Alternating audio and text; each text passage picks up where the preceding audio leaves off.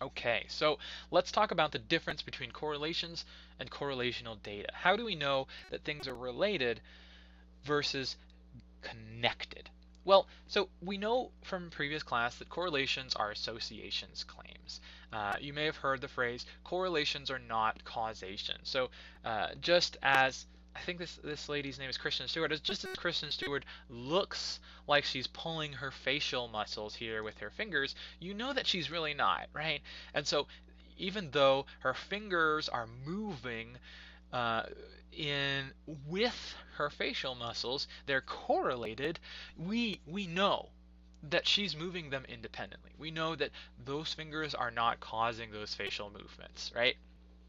And so that's really what we're looking at when we're talking about correlation versus causation. When we do research, it's not always going to be that simple.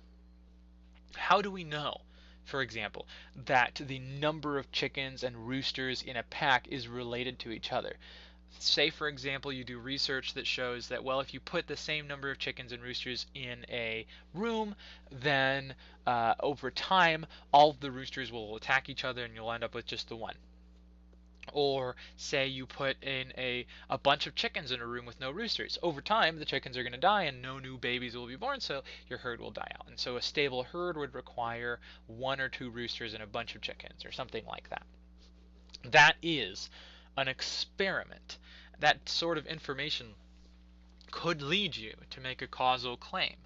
But let's say that you don't want to kill a bunch of chickens, or you don't have the time to let a chicken herd uh, grow over several years. Well, if you're just going to gather data by looking at existing chicken herds, maybe just drive around the countryside, take a bunch of pictures of groups of chickens, what you're going to be gathering there is correlational data. Correlational research is data gathered without experimental means. Like I said, experimental means are just anytime you make an experiment. Now, I understand this is confusing. We've been talking about correlations as a type of statistical analysis, and here we're talking about correlational research as a way of gathering data. And just in general English, people use the word correlation to mean there's a relationship. So I really want to make sure things are clear here.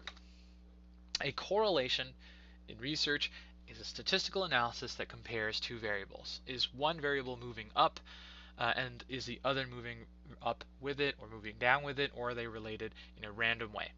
Correlational data, the stuff we're talking about right now, is data that you're looking at that you just gathered from the world without using an experiment. It's correlational because it's circumstantial. You can't actually say that the two things are causing each other, but there does seem to be some sort of relationship there. Just like we talked about in the previous week, we'll mention this here in a moment. If people if you were in a place, if you were in a building that had a robbery, you could have caused the robbery, but you may not have been the one who did it. Finally, a correlational study is just a study that involves only correlational data.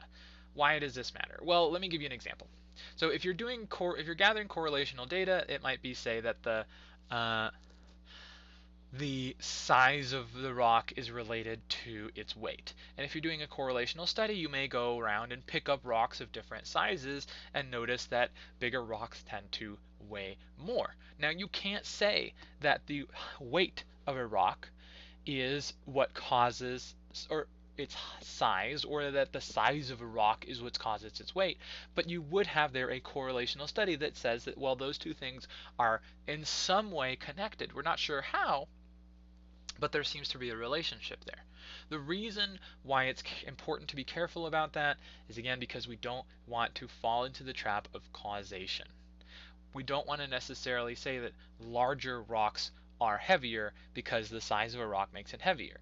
That is in some way true, but you would be forgetting that, well, it's also the density of the rock or the material of a rock. If you get one of those scenery rocks that are used in movies, they're super light and they wouldn't weigh very much. And no matter how big it wouldn't really weigh that much. And then some types of rocks are uh, much lighter than other types of rocks. So it's not necessarily the size. That may be a factor, but we can't say that there's a connection there without doing some sort of experiment. Okay, so if I really want to hammer this home, I'm going to keep giving you a couple more examples. We've talked about this in a previous example, but so there, we know that there's a correlational relationship between ice cream and forest fires. The more ice cream people eat, the more forest fires there are. Now again, it's not as if ice cream is causing forest fires, really. There are more forest fires in the summer, and people eat more ice cream in the summer. So that's correlational data, but it's not a causational relationship. You could perform an experiment where you go to a country and you make people eat a bunch of ice cream, and you go to a different country and you make people eat no ice cream, and then check, well, did one country have more forest fires than the other? And you would notice that no, actually the forest fires didn't seem to be affected by the amount of ice cream eaten. So therefore, although there is a correlation, there's not a causation. There's not a direct link there. So there's your difference. That last example would be an experiment to see whether ice cream consumption is related to forest fires, and you could conclude that they aren't causing each other, but that there might be some relationship. The relationship being summer and heat. Okay, let's take a look at another example, and this is one of those examples that will make sense in the real world. You may have heard, you may have seen that people who met their husband or wife online tend to be more satisfied with their relationship. So we got data here, correlational data. You just ask people, hey, where did you meet your husband or wife? And how satisfied are you with your relationship? And it looks as though people who met online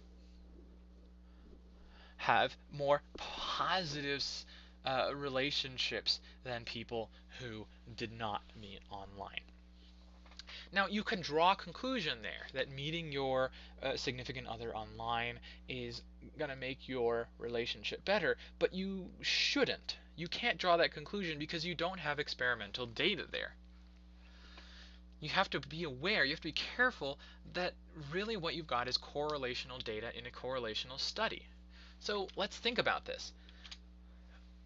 Why would couples who met online have happier marriages? Can you think of anything? By the way, I put this set of people together by Googling the word skeptic. So I'm very happy with how this image came up. But how do we assess causality there? How do we assess the relationship between that marriage happiness and meeting online? Can you think of any other reasons why people who met online might be happier in their marriages? Maybe people who met online are actually younger couples, and younger couples might tend to be happier in their marriage because they haven't been together long enough to just kind of be okay with it or be frustrated with it. Maybe people who met online were purposefully looking to find a partner. And if you choose to find a partner instead of just you happen to get with a partner, then you want to feel as though the partner is more right for you, and so you would say that you're happier with your partner.